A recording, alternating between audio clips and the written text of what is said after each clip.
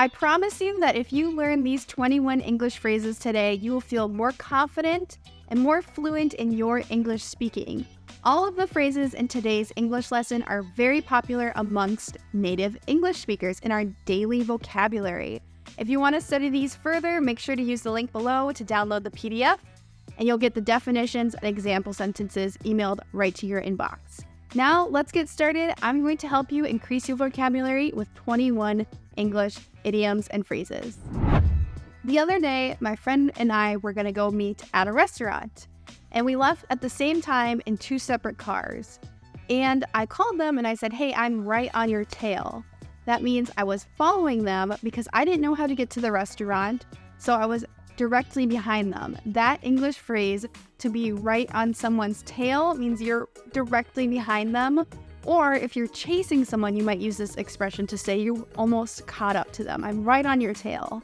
If you're in a competition and you feel like you are winning, but someone is catching up to you, you might say the other team is right on our tail. We need to keep working hard. This phrase is very versatile, which means you can use it in many different ways to say that someone is directly behind you, either physically behind you or in a competition, they're right behind you in the next place. They're right on our tail. Red Fox, there's one right on your tail. They're staying right on our tail. But they're still on your tail. One common abbreviation that we use in English is MIA. This expression means missing in action. And I'm sure if you've watched a lot of American television or movies, you have probably heard this expression before. It's very popular. It originated, which means it was first, a term used in the military to describe a soldier, someone who's fighting, that has gone missing and just cannot be found. They are MIA. Now, this is very sad, but in our daily conversation, it's used much more casually. It just means we don't know where someone is. So if you're at a party and someone says, "Hey, where's Jennifer?" You might say, "I'm not sure. She's MIA. Nobody has heard from her." That means we have no idea. We're pretty clueless about where Jennifer is. If someone's not at the party, but you knew where they were or you knew why they were not at the party, you wouldn't use this expression. Use this expression when you really don't know where someone has gone. If you've ever been somewhere and you're supposed to meet up with someone and they don't call and you don't know why they didn't show up, you could say, "Well, they were MIA, so I left." That means they were missing in action, so I just left because I hadn't heard from them. MIA. MIA. Do you think I was born yesterday? This phrase is super sarcastic and snarky in English, which means it's kind of rude way to respond to someone, but it's very popular and it's very used in casual English conversations. It's the same thing as saying, "Do you think I'm dumb? Do you think I'm like a baby? Was I born yesterday?" That means you can't trick me because I'm too knowledgeable. Maybe you have a phrase like this in your language as well. Another way that we would describe using this phrase is we would say, like, "Do you think I'm gullible?" Which means, do you think I will believe anything? Like if your friend said, "Well, I won the lottery," you might say, "Yeah, right. Do you think I was born yesterday?" That means I don't believe that. The chances of you winning the lottery, which is a ton of money, is so small that I just don't believe you. I'm not gullible. I'm not going to believe a made-up story or a lie very easily. So if you want to have an attitude, just say, "Do you think I was born yesterday?" Do you think I was born yesterday? I was not born yesterday. But I wasn't born yesterday. The next 3 phrases in this lesson are all related. So if you want to ask someone if you are meeting up or doing something together the next day, you might say, "Are we on for tomorrow?" Or "Are we on for next week?" Or "Are we on for next month?" This means, are we going to meet? Is it going to happen? This word "on" can be used in this way. And this is kind of slang, very casual language. You wouldn't use this phrase in a formal business setting. You can even use this phrase to say, "Are we on for meeting at the park tomorrow?" So this is just asking, is this planned? Is it official? Are we still on for tomorrow? Yeah, totally. We still on for tomorrow night? Are we on for tonight? And the best way to respond to this is just to say, yep, we're on, if you're going to meet, if you're going to do the thing. Now, if you want to say that something is canceled, you can say, tomorrow's meeting is off, instead of saying tomorrow's meeting is canceled. This can be used in any sort of situation. This could even be used in a more formal situation. Tomorrow's meeting is off, or we're calling it off. So to say it's off is short for calling it off or canceling it. You might call your friend and say, hey, I'm not feeling well, so tonight's plans are off. This means they are canceled since you're sick. Call it off. Call what off? Call it off, ma'am. Call it off, okay? Call it off. In English, it's really common to say when you want to research something further, I'm going to delve into it. Or if you want to say we should research this topic or this subject further, we could say, let's delve into it. Let's talk about it more. So this phrase, to delve into something, means to research or explore something more. One thing I can think of that's really common that people delve into in the United States is they research their family's origins.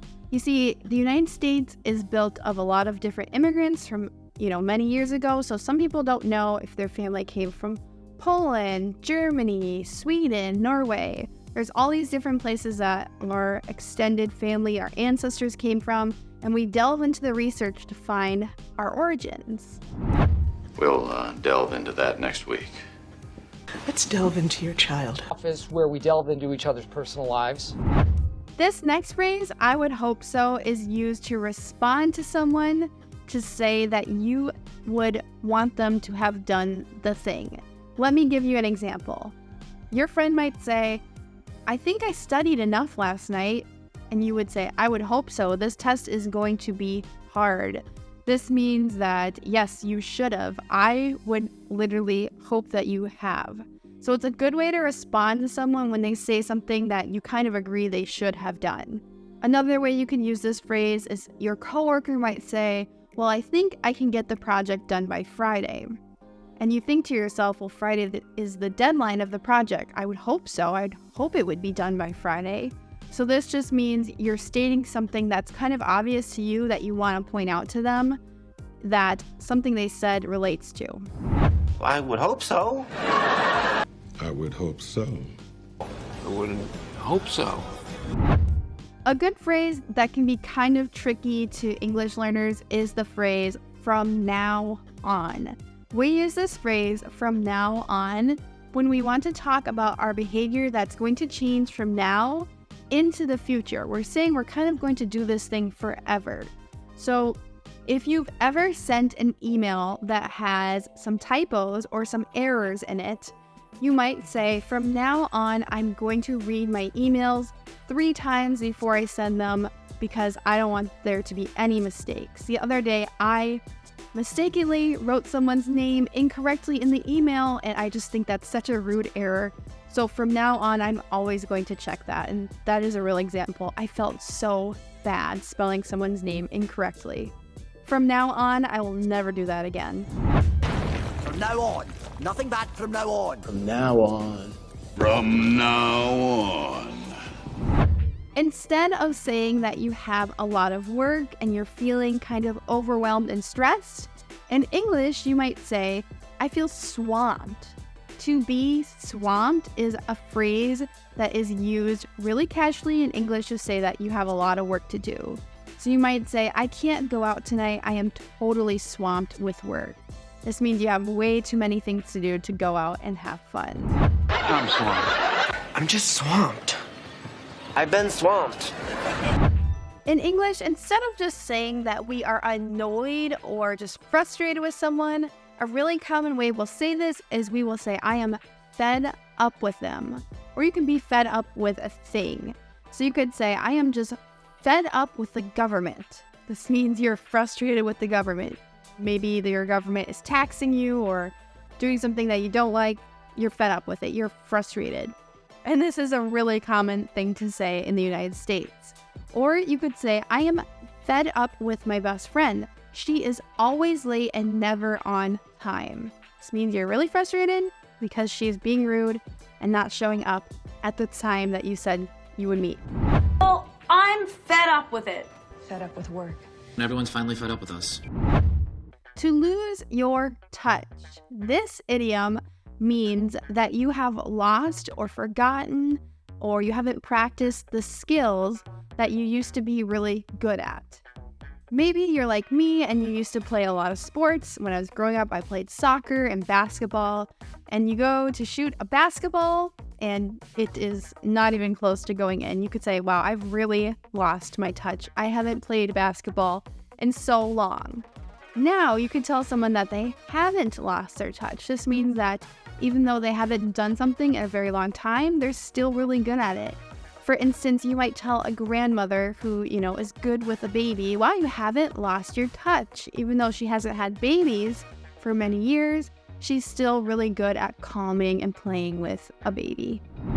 How did we lose touch? You're losing your touch, amigo.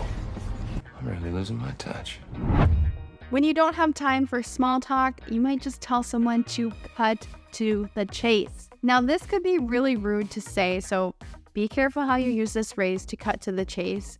But you could say, hey, I'm going to skip this part of the story and just cut to the chase. This means you're going to skip to the main part. So this phrase is really used when you're in a rush. You might tell someone that you work with, hey, I don't have time to explain everything right now. I'll just cut to the chase. I need your help. So this means you're not even going to tell them the story of why you need their help because you're in a hurry and you're just going to tell them what's important. Still, cut to the chase. Cut to the chase? Let's cut to the chase. When you want to say that someone has done something thinking it was going to be a good thing, but it turns out to you it really wasn't helpful or actually turned out to be a bad thing, you could say that they did the thing with the best intentions. This phrase comes to mind when I think of a small child thinking that they are going to decorate their mom and dad's house. Maybe they color on the walls and just make a huge mess. They had the best intentions, but it turns out they really were just making a mess. So I'm saying they wanted to help. They were doing it because they thought it was a good thing. They had good intentions, the best intentions actually. But obviously, we don't want our children coloring on the walls or making huge messes in our house. I had the best intentions. With the best intentions. I'm sure all lunatics have the best intentions. This phrase, to make a mockery of something, or we can say it to make a joke of something, it means that we are being disrespectful to someone who's trying to be serious or seriously teach something or have a serious conversation. So an example that comes to mind for this phrase is if you're ever in school and the teacher is, really trying hard to teach the class, but there's someone in the class that keeps joking around and making fun of the teacher or making loud noises. The teacher might say, stop making a joke of this or stop making a mockery of this. Mockery is probably used more formally. In our everyday English, we say, stop making a joke of this. This just means that you're not taking this seriously and you're kind of ruining it for everyone else. So this can be used in a lot of different situations when someone is being rude or disrespectful in a serious situation. They're not supposed to be rude, but they are being rude and they're kind of making everything funny that's not supposed to be funny. We made a mockery of. Making a mockery of me and everything I stand for. Despite your constant mockery. Do you know someone that's always on the ball? This English phrase means someone who always is prepared. They're always thinking ahead. Someone who is on the ball will always remember everyone's birthdays. They'll send a card in advance. They'll never say happy late birthday because they already know it's your birthday coming up. They'll be early to every meeting. Not only will they be early to a meeting, they'll be completely prepared. Maybe they've even printed off notes or they just have something to share with everyone. Someone who is on the ball is used to describe someone who is just completely prepared. So it's quite a compliment to say that someone is on the ball. And this is kind of a sports idiom. It comes from the idea that in soccer or in other sports, if you're right on the ball, you're working really hard. You're very, very prepared trying to help your team win the game. I always say that American English speakers are some of the most dramatic English speakers. A lot of our phrases are very hyperbolic, meaning we're much more dramatic than we actually are thinking in our heads. So if we want to call a food really good or delicious, we could say, it's to die for. We often use this with foods. We might say, oh, those chocolate brownies are to die for, as if they're so good you'll sacrifice your life for them. That's not really what we're saying. It's really an idiom that we're just being dramatic with. We can also say, Kim Kardashian has so many great clothes that are to die for. Of course, this is being dramatic too. If you really liked her clothes, you might use this phrase. Do you know someone who is often distracted or daydreaming? Well, you could say that they're spacing out all of the time. So the phrase to space out means just to be daydreaming, not thinking about anything. Maybe you walk up to a receptionist or secretary and you're waiting to speak to them. They might just be spacing out. So to space out means just to be really distracted. And a person who is often distracted or who is often spacing out, we can use the adjective spacey to describe them. So we could say, he is really spacey. He just is never paying attention. And of course, you wouldn't want someone to space out while they're driving on the road, because it's very important to be paying attention and not distracted while you're driving a car. So don't space out. You just spaced out. I just spaced out. You space out. When you want to say that you are going to take a significant risk or make a commitment, you can say you're going to take the plunge. I feel like this expression is really commonly used when people are thinking about getting married. They might say, we're thinking about taking the plunge. And normally the literal definition of taking a plunge is jumping into a pool or jumping into a lake, lunging into the water. But in this expression, we're talking about starting a commitment, a serious commitment. So some people starting a business is like taking a plunge for them because it's a very serious commitment that they're going to try, or maybe they're going to quit their regular 9-to-5 day job to take the plunge and start a business. Then take the plunge. All right, who's gonna take the plunge? Hey, kid, ready to take the plunge? A similar expression that's used just a little bit differently is to give it a whirl. If you want to say that you're going to try something even though you don't really know how to do it or you've never done it before, you can say, well, I'll give it a whirl. If you've never played chess before, give it a whirl. It's pretty fun. That means try it even though you really don't know what you're doing. Or maybe you've never gone skiing before and you want to learn how. You're going to try it this winter. You'll say, I'm going to give skiing a whirl this winter. This means you're going to try it even though you might not be very good at it. Do you know someone who's constantly on the go? This phrase is very, very common in English to say that someone is always moving, they're always doing things.